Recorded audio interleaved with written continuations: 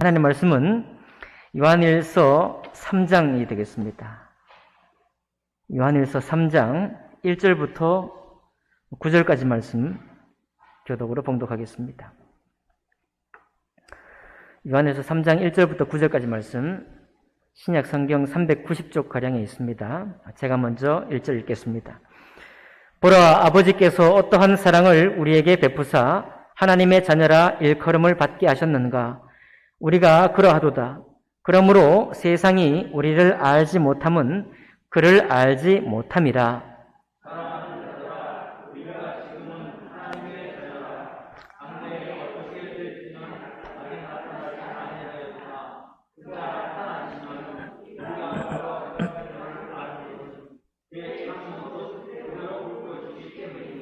주를 향하여 이 소망을 가진 자마다 그의 깨끗하심과 같이 자기를 깨끗하게 하느니라.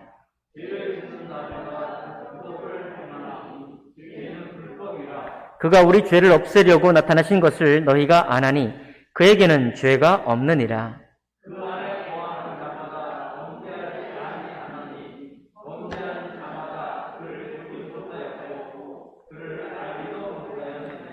자녀들아, 아무도 너희를 미혹하지 못하게 하라. 의를 행하는 자는 그의 의로우심과 같이 의롭고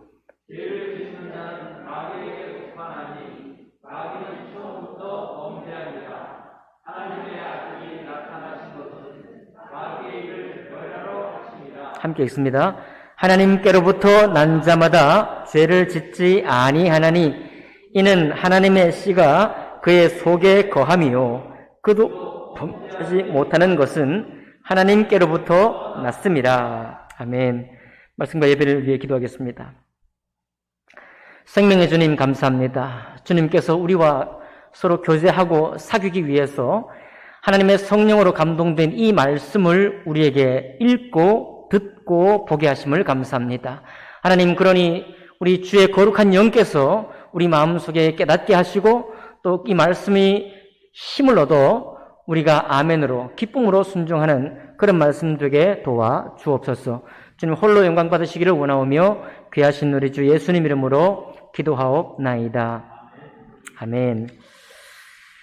오늘 읽은 이 본문 말씀을 중심으로 해서 주의 나타나심을 소망하는 사람이라는 제목으로 하나님 말씀 나누겠습니다. 우리는 매번 결정을 해야 되고 또 결단을 해야 될 순간이 다가옵니다. 그런데 우리가 어떤 결정을 내리고 어떤 결단을 할 때 분명히 어떤 원칙이 있습니다.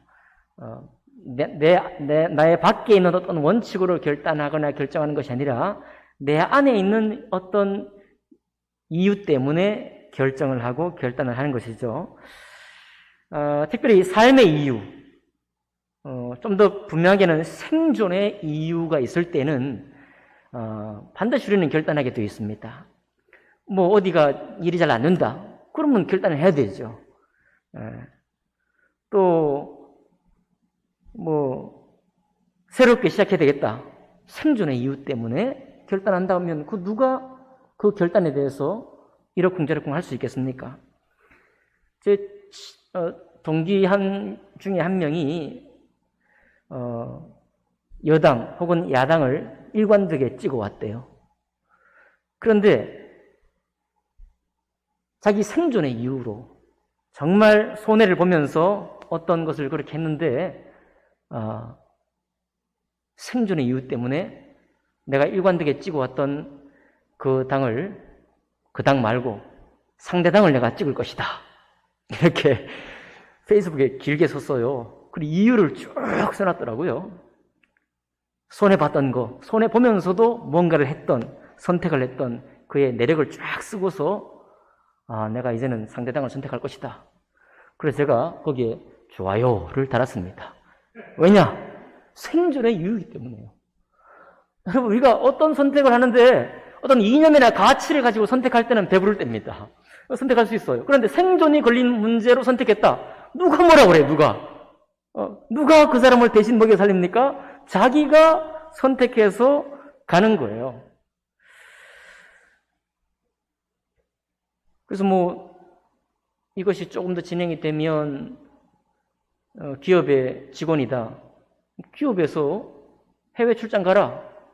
그러면 멀쩡히 교회를 잘 섬기던 직장인도 해외 나가야 돼. 당연한 일이죠. 거기 가서 교회 예배 잘 드려라. 골면할 수 있지만은 어쨌든 우리를 떠나야 됩니다. 생존의 이유 때문이죠. 그런데 오늘 우리 주님께서 여러분과 저에게 이 하시는 말씀은 이것 또한 생존의 이유입니다. 어떤 생존의 이유를 말씀하시느냐? 영원한 생존을 위한 말씀이에요. 우리가 뭐 영원한 생명, 영생이라 그러니까 마음으로 다가오지 않아요. 잘 깨닫지 않는 것 같아요. 영원한 생명이란 말은 너무 아름답고 너무 거창한 말씀이죠. 그러나 쉽게 좀 더 우리 피부에 와닿게 말씀드리면 생존의 문제입니다. 영원한 생존에 관한 문제예요. 하나님 앞에 우리가 늘 있다고 하는 사실이 내가 왜 하나님을 염두에 두어야 합니까? 내가 내 생존의 이유가 이 땅에서 살면서 너무나 많이 있는데 모든 선택에 누가 딴지를 걸 수 없는 선택을 내가 할 것인데 왜 우리가 그런 절박한 선택 가운데 있으면서도 왜 주님의 말씀을 염두에 두어야 하나요? 영원한 생존의 문제이기 때문에 그렇습니다. 영원한 생존이에요. 영원한 생존. 그걸 좀 더 고상한 말로 풀면 영원한 생명이 되는 거예요. 그러니 어찌 이 땅에 살면서 내 살아가는 생존의 이유를 가지고 선택하는 것을 우리가 이유 있다라고 인정하는 것처럼 영원한 생존을 위해서 어떤 결단을 내리고 선택하는 것 또한 그리스도인이라면 마땅히 인정받아 마땅한 일인 것입니다. 오늘 그래서 사람들은 이렇게 말하죠. 헬라어로 코람데오라고 말합니다. 코람데오. 코람은 앞에라는 전치사고요. 데오는 데오스라는 신이라는 것입니다. 신 앞에, 곧 하나님 앞에 우리가 살아갈 때 그리스도인은 단지 생존 앞에만 서 있는 것이 아니라 하나님 앞에 서 있는 것이죠. 지금 나는 하나님 앞에 있다라는 의식을 가지고 사는 사람이 바로 그리스도인인 것입니다. 그래서 단지 그냥 최선의 노력만 하는 것이 아니라 주님과 같게 될 것을, 주님을 내가 볼 것을 알기 때문에 이 말씀을 따라서 결단하거나 선택하는 것이 올바른 방향이 되는 것이죠. 여러분, 오늘도 하나님 앞에서 사셨나요?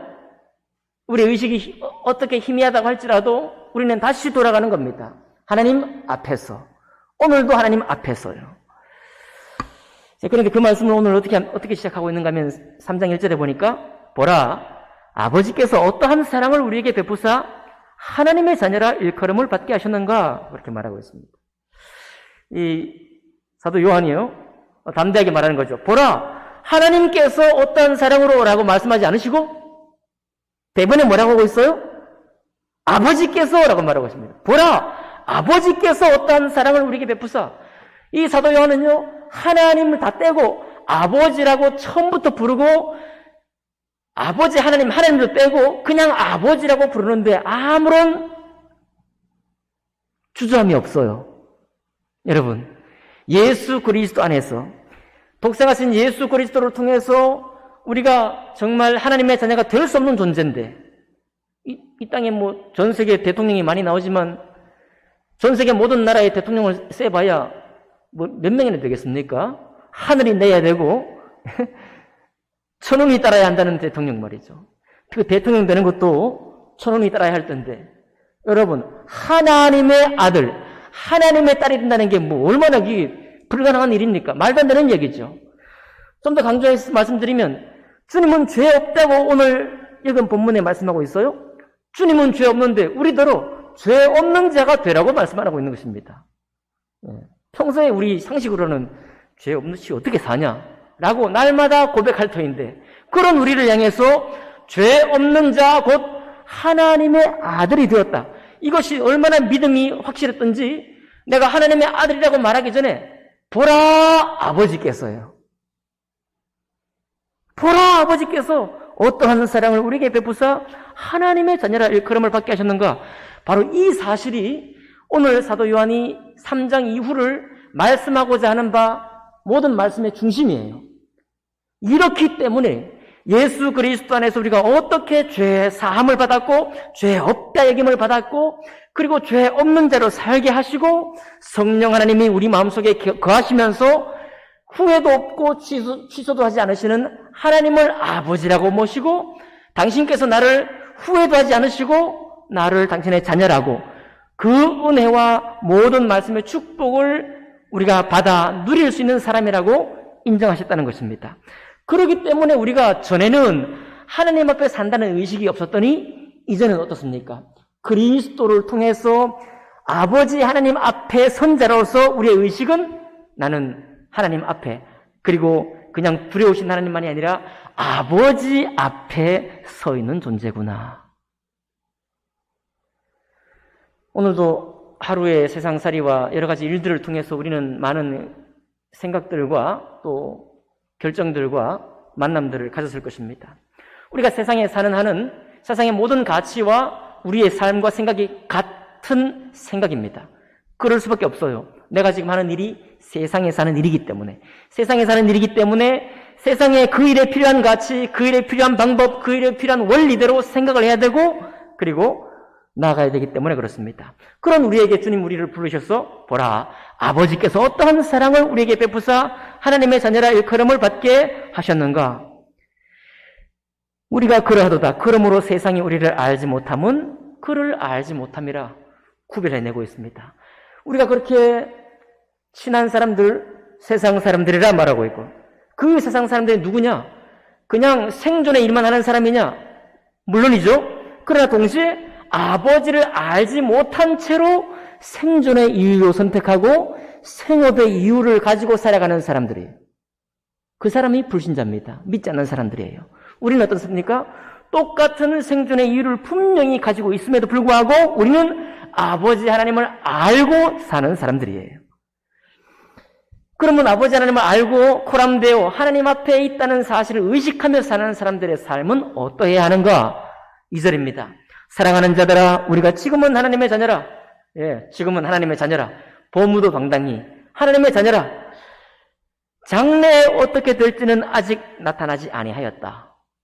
우리의 장래가 어떻게 될지는 아직 모른다 이거예요.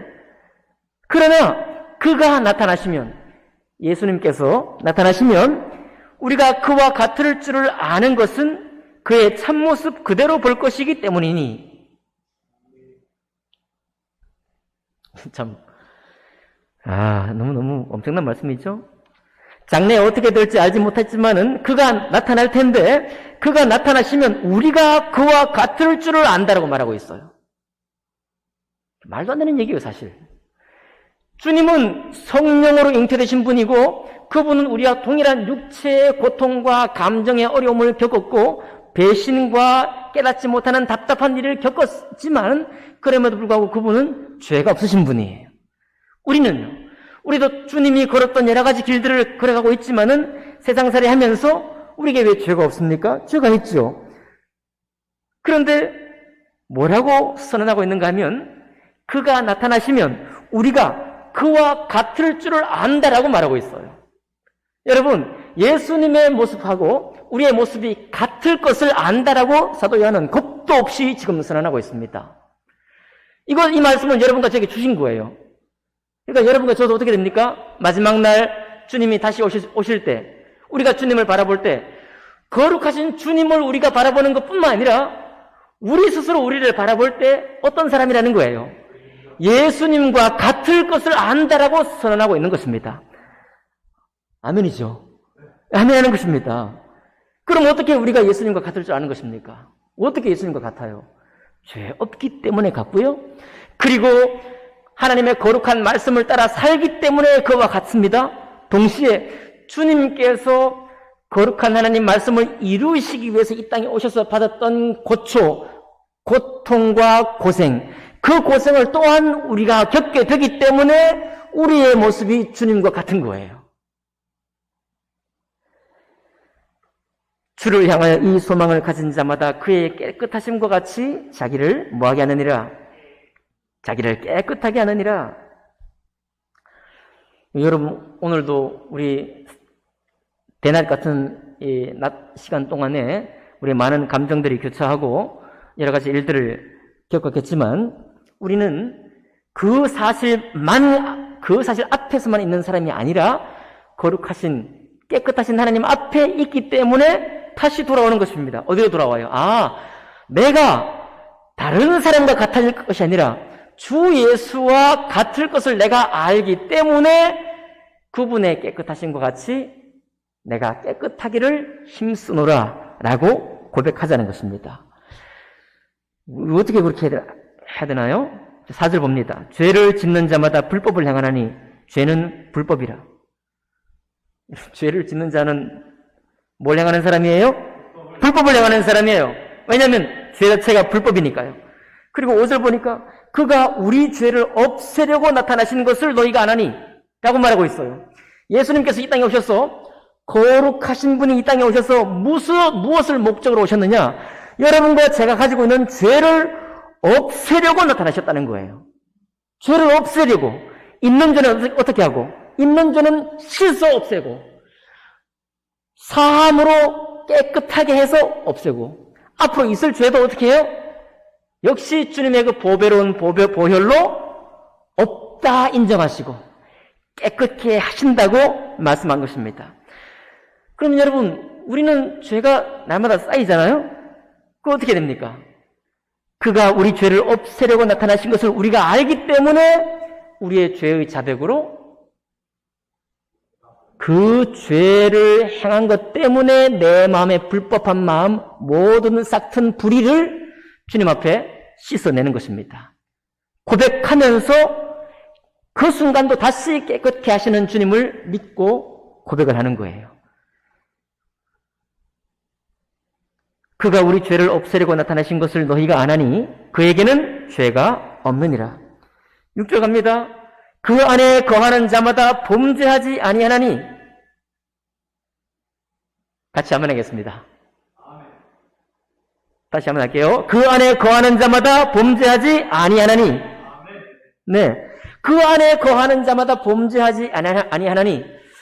참 어떻게 해야 되죠?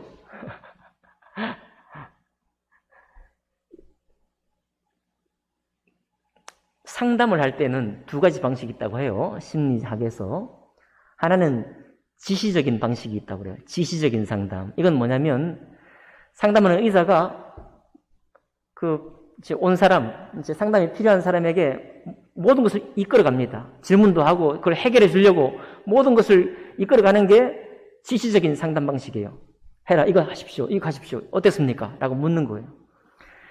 그 다음에 비지시적 상담이 있는데 그건 권고하는 겁니다. 권고는 뭐냐면 막 어떻게 하라고 지시하고 막 하는 게 아니라 상담이 필요한 사람이 과연 자기에게 어떤 일이 일어났고 자기 마음 상태가 어떤 상태였고 그리고 자기가 어떻게 이걸 해결할 수 있는지 스스로 찾아갈 수 있도록 도와주는 것을 비지시적 상담이라고 그래요. 스스로 찾아갈 수 있도록. 오늘 6절은요, 우리가 잘 읽어야 됩니다. 저나 여러분이나 이 말씀을 이해할 때 참 너무 헷갈리는 거예요. 그 안에 거하는 자마다 범죄하지 아니하나니 그랬으니까 범죄했다. 그럼 어떻게 되는 거예요? 그 안에 거하는 거예요? 거하지 않는 거예요? 거하지 않는 거죠. 정확히 말했잖아요. 범죄하는 자마다 그를 보지도 못하였고 그를 알지도 못하였느니라. 여러분과 제가 범죄를 하고 잘못할 때마다 하나님을 알지도 못하고 하나님을 보지도 못하는 사람이다 이렇게 막 그렇게 하면 우리가 막 힘들겠죠? 그래서 이 말씀을 어떻게 우리가 헤아리며 적용을 해야 되는가 하면 죄를 보면 정말 안 됩니다 라고 지시적으로 완전히 어떤 법정의 선고처럼 이 말씀을 읽어야 할 것이 아니라 이 말씀은 하나님 아버지 앞에서 우리가 어떤 존재인 줄 우리가 명확하게 안다면 죄 안에 머물러 있지 않게 될 것이고 또 죄를 짓고자 하지도 않을 뿐만 아니라 나의 부지불식간에 범죄했다고 할지라도 그 죄 안에 내가 거하지도 그 죄의 영향력에 내가 속박당하지도 않을 것을 우리가 스스로 확증하라는 말입니다. 너무 어렵나요? 그 안에 거하는 자마다 범죄하지 않으니 이건 선언입니다. 선언. 우리를 향한 하나님의 강력한 권고예요. 아마 어린 나이에 이 구절을 읽게 되면은 고개를 설레설레 흔들 거예요. 예. 사랑의 말씀을 청년들에게 전했을 때 그랬던 것처럼 지금도 마찬가지일 것입니다. 그러나 이것은 그렇게 읽는 것이 아닙니다. 그 안에 거하는 자마다 범죄하지 아니하나니 범죄하는 자마다 그를 보지도 못하였고 그를 알지도 못하였느니라. 이것은 우리를 깨우치는 겁니다. 우리가 어디에 있으니까? 하나님 앞에 있기 때문에. 거룩하시고 깨끗하신 하나님 앞에 있기 때문에 그 깨끗하심을 항상 회복하는 회복력을 가지라, 회복하는 힘을 가지라고 우리에게 말씀하고 있는 것입니다. 여러분, 그러니까 우리가 생업의 이유, 생존의 이유로 많은 사람들이 때로는 무정하게 대하기도 하고, 여러분과 저도 어쩔 수 없어요. 여러분과 제가 대기업 임원입니다. 기업의 이윤이 줄어들었어요. 거기에 수많은 하청업체가 붙어 있습니다. 생존의 이유로 하청을 잘라야 돼요. 제가 만약 그 자리에 있다고 생각해 보세요. 제가 무슨 유정한 마음으로 그들을 붙잡을 수 있나요? 제가 회사를 책임질 수 있습니까? 없어요. 그죠? 그러면 결단을 내려야 되는 것이죠. 잘못했던 잘했던 간에 이 세상은 그와 같은 많은 결정의 순간에 우리가 처하게 되는 것입니다. 어떤 선택을 할지라도 우리 마음속에 분명히 있어야 될 것은 뭐냐면, 내가 설령 잘못된 선택을 했다고 할지라도 그 선택, 혹시 그것이 죄로 드러났다고 할지라도 거기로부터 머물러 있으면 안 돼요. 그 영향력에 내가 침잠해서는 안 됩니다. 인생을 살다가 보니까 이런 결정, 이런 잘못은 어쩔 수가 없구나라고 주저앉아버리면 안 된다는 거예요. 여러분, 우리는 세상은 원래 그래라고 말하면 안 된다는 것입니다. 왜냐하면 우리는 거룩하신 하나님의 존재에 있기 때문에 그래요.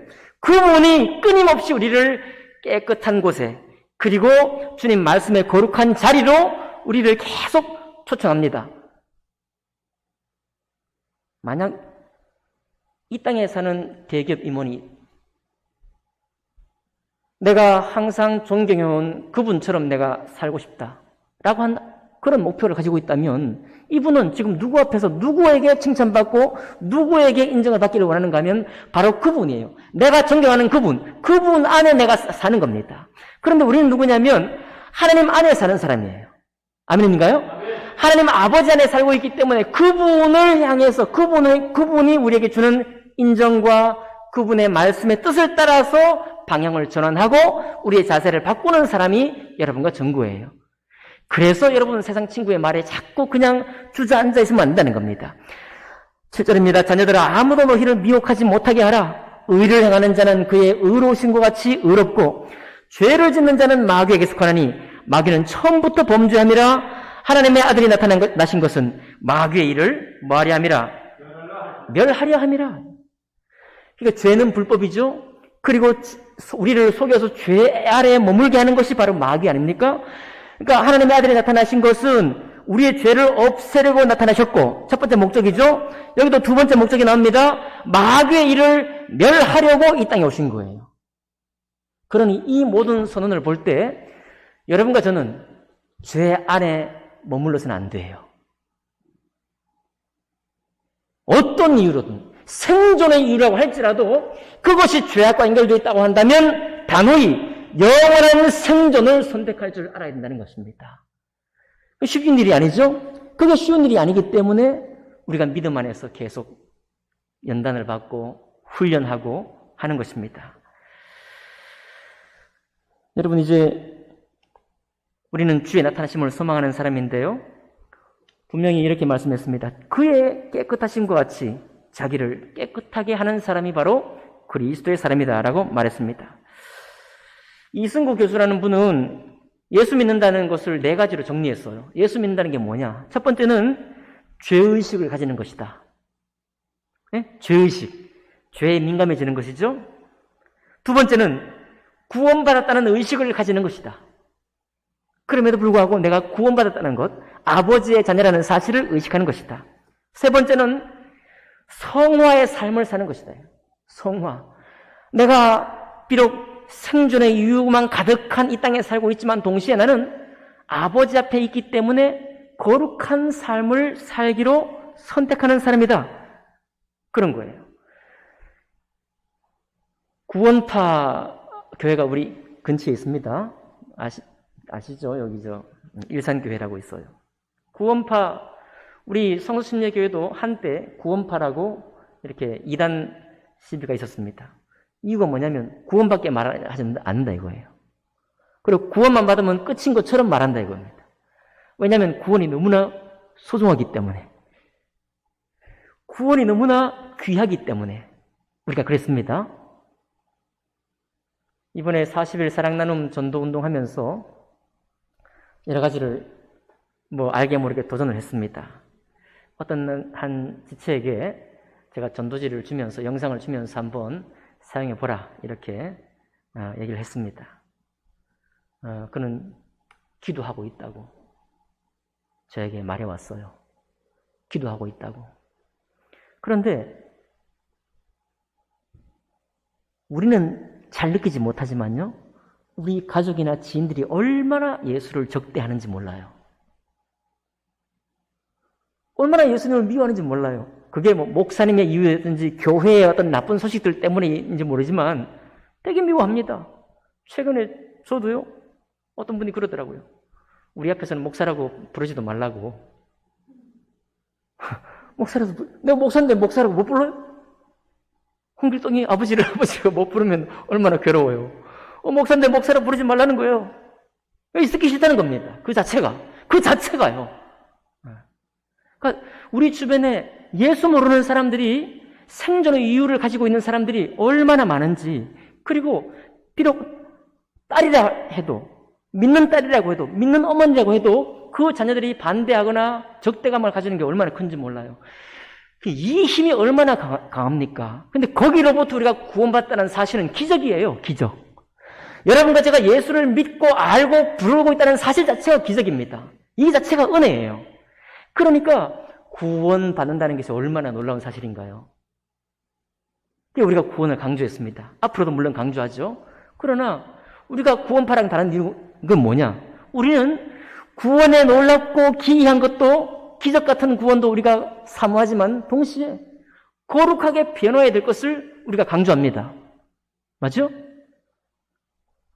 우리가 하나님 앞에 있기 때문에 우리의 삶을 거룩하게 만들어가는 것, 이건 자녀에 마땅한 도리요. 자, 그래서 세 번째 성화. 네 번째는 사랑의 삶을 살고자 하는 의식이다 그랬어요. 이게 원리는 아니지만 다시 한번 정리해 보겠습니다.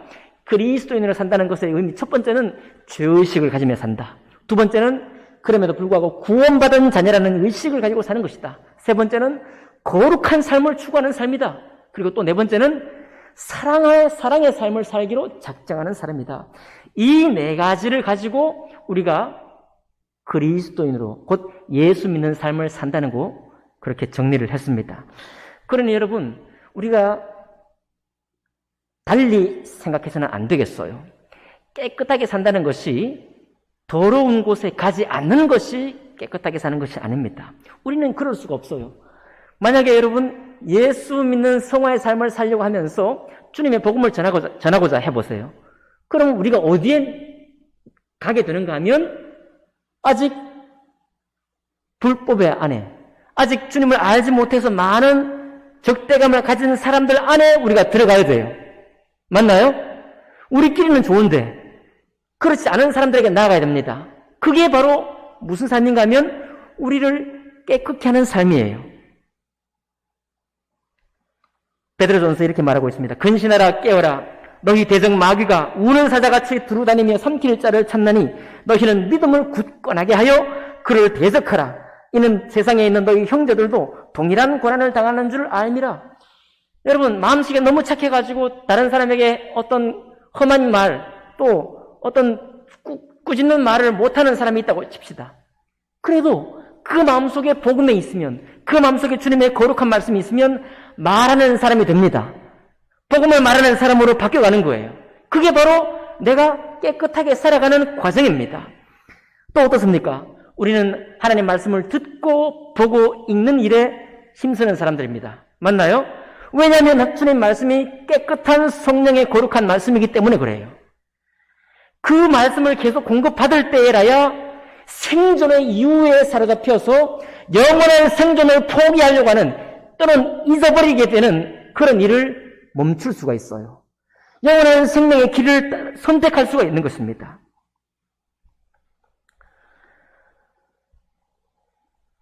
그 주님께서 계속 말씀하고 있어요. 또 여러분, 깨끗하게 살고 말씀 안에 산다는 것은 단정한 삶만을 말하는 것도 아닙니다. 저는 신앙생활 하면서 어떤 근본주의 침례 교인들을 종종 경험해요. 우리보다 훨씬 더 단정하더라고요. 네, 그냥 단정하게. 말에 순종이 있고 거침이 없고 그러더라고요. 그러나 여러분, 성경을 보시고 예수님이 걸어가신 행적을 보면 단순히 단정한 삶이 깨끗한 삶이 아니라는 것을 알 수 있습니다. 왜냐하면 예레미야는요, 거짓 선지자 하나냐를 여러 사람 앞에서 비아냥거리면서 고발했습니다. 그의 거짓됨을 공개적으로 고발했어요. 엘리야 선지자는요, 바알 선지자와 아세라 선지자 850명 앞에서 공개적으로 조롱했습니다. 야, 너희 믿는 신으로 불을 한번 내려가지고 이 젖은 나무단을 태워봐. 너희 신이 좋으냐? 잠은 잠들었느냐라고 공개적으로 비난했어요. 조롱했습니다. 여러분, 우리는 주일학교 신앙으로 끝까지 끌고 가면 안 됩니다. 한편 어린아이들에게는 조롱의 말, 비아냥거리는 말은 죄로 말할 수 있어요. 그러나 진리와 비진리가 결투하는 세상에 우리는 살고 있습니다. 그런 세상에 살고 있을 때 진리에서 깨끗한 가운데 서서 하나님 말씀의 사람으로 산다는 것은 이와 같이 때로는 진리를 가진 사람으로 그 주님을 추구하는 사람으로서 진리를 갖지 않은 사람을 향해서 비아냥거릴 수도 있습니다. 무엇 때문에? 내가 가진 진리의 확신 때문에 그러는 거예요. 엘리야가 조롱할 수 있습니다. 거짓 선지자들을 조롱할 수 있어요. 왜 조롱합니까? 비진리에 대해서 내가 가진 진리를 확신하기 때문에 조롱하는 것입니다. 여러분, 그러니까 비아냥거리고 조롱하는 것 또한 믿음의 사람이 가질 태도 중에 하나인 것입니다. 이 모든 것이 우리를 깨끗하게 만드는 거예요. 여러분, 현대사회는 분노가 사라진 사회라고 말합니다. 분노가 사라지면 어떻게 되는가? 분노가 사라지면요, 우리 마음이 절망이 훨씬 더 많아집니다. 분노할 수 있는 사람이 도리어 그 마음의 깨끗함을 지킬 수 있어요. 그러니 주의 깨끗하신 것 같이 너희도 깨끗하라. 예수님을 봐도 알 수 있습니다. 우리 주님께서 숨으셨나요? 우리 주님께서 바리새인들과 서기관들 앞에서 숨어서 은밀하게 우리끼리 복음을 말하고 우리끼리 복음을 전하다가 사귀다가 하나님께로 가자, 그렇게 하셨나요? 그렇게 하지 않으셨죠. 주님은 성전의 상을 엎으시고 저들을 공개적으로 화 있을진저 독사의 자식들아라고 책망을 했습니다. 그러니까요, 우리가 가진 진리의 확신이 어디까지 자라야 하는지를 주님 말씀해 주고 있는 것입니다. 눈을 부릅뜨고 정신을 차리고 주의 복음을 대적하는 사람들 앞에서 당당하게 복음을 선언할 수 있는 그런 사람, 그 마음이야말로 깨끗해진 마음으로 할 수 있는 일인 것입니다. 그러니 여러분, 여기에는 전투가 있는 거예요. 우리가 진리로 승리하려고 하고 하나님의 존전에서 살아가려고 한다면 우리는 싸움이 있는 것입니다. 이 싸움을 피할 수가 없는 거예요. 만약 여러분과 제가 이 싸움을 멈춘다고 한다면 우리의 마음을 한번 잘 살펴보시기 바라요. 내가 그럼 분노를 잃어버리고 살아간다고 했을 때 우리 마음이 어떻게 되는가 잘 한번 살펴보시기 바랍니다. 아마 우리 마음속에 이 땅의 생존의 이유, 그 당연한 이유밖에는 없게 될지도 몰라요. 그러나 주님 우리에게 분명히 말씀하고 있습니다. 하나님께로부터 난 자마다 죄를 짓지 아니하나니 이는 하나님의 씨가 그의 속에 거하며 그도 범죄하지 못하는 것은 하나님께로부터 났음이라. 여러분 확신하십니까? 우리는 하나님 아버지께로 난 사람입니다. 아멘이죠? 그래서 우리는 자랑스럽게 아버지라고 부를 수 있는 사람입니다. 그렇기 때문에 주님이 나타나실 때 그 영광스러운 주님을 볼 뿐만 아니라 주님께서 나를 보실 때도 내가 누구와 같아요? 우리 주님과 같은 형상으로 같은 모양으로 나타날 것을 내가 소망하는 것입니다. 그 소망의 힘이 우리를 깨끗게 하고 다시 주의 말씀으로 돌아가게 하고 기도하게 하고 불신자들에게 복음을 전할 심령을 다시 회복해 하고 교회를 더욱더 온전히 세워가고자 하는 힘이 되는 것입니다. 말씀을 마치려고 합니다. 여러분, 하류의 물은요, 혼탁해요. 하류의 물은 많고 넓고 혼탁합니다. 왜냐하면 중간중간에 온갖 지류에서 이물질들이 섞이기 때문이죠. 하류의 물은 물의 등급도 낮아져요. 상류는 1등급, 2등급, 3등급, 4등급 쭉 내려옵니다. 우리가 사는 삶이 하류에 사는 삶과 같습니다. 이 생에 사는 것이. 그렇지만 그 많은 하류의 물이 썩지 않는 이유가 뭐겠어요? 그 많은 하류의 물이 깨끗하진 않지만 썩지 않는 이유는 무엇입니까? 끊임없이 상류의 물이 들어와요. 아멘입니까? 끊임없이 상류의 물이 들어오기 때문에 혼탁한 채로 있는 물이지만 그 안에 4급수, 3급수에 사는 생명체도 있고, 그리고 그 물은 썩지 않는 것입니다. 또한 동시에 어떻습니까? 그 하류의 혼탁한 물은 바다로 흘러가요. 맞죠? 샘물을 끊임없이 공급받고 흘려보내기 때문에 우리 눈에 보이기는 혼탁하지만 그 하류는 생명의 강인 것입니다. 그 하류는 생명의 강이에요. 여러분과 제 삶이 이 하류에 썩지 않는 물처럼 사시는 여러분과 제가 되기를 원합니다. 비록 섞여 있지만 계속해서 주님 말씀을 공급받으시고 예수님 앞에 있다는 사실을 기억하시고 그 너무 좋으신 아버지 앞에 내가 있다는 것을 의식하시면서 소망하시기 바랍니다. 주님 오실 때 내가 주님과 같을 것을 내가 너무 소망합니다. 이 바랄 수 없는 것을 내가 소망합니다. 인생으로서 만들어낼 수 없는 그런 비전을 내가 너무 사모합니다.